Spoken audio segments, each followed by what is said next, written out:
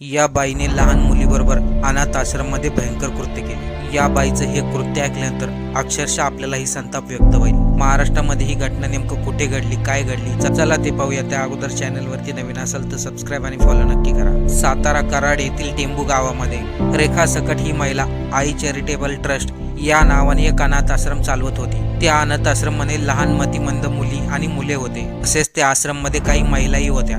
त्याच आश्रम मधील रेखा सकट या बाईचा एक व्हिडिओ व्हायरल झाला। तो व्हिडिओ पाहिल्यानंतर अक्षरशः बाईवरती लोकांनी संताप व्यक्त केला। ही बाई अनाथ आश्रम मध्ये वेश्या व्यवसाय चालवत होती, तसेच आश्रम मधील काही मुलींवरती लैंगिक अत्याचारही झाले। लहान मतिमंद मुलं आणि मुलीकून ही बाई हातपाय चेपून घ्यायची आणि मसाज करून घ्यायची, परंतु आश्रम मधील एका मुलीला हा त्रास सहन झाला नाही, म्हणून तिने पोलिसांमध्ये तक्रार दाखल केली। या घटनेमध्ये सातारा पोलिसांनी रेखा सकट आणि तिचा भाऊ वाल्मिक माने या दोघांनाही ताब्यात घेतले। वाल्मिक माने हा देखील बाहेरून महिला त्या आश्रम मध्ये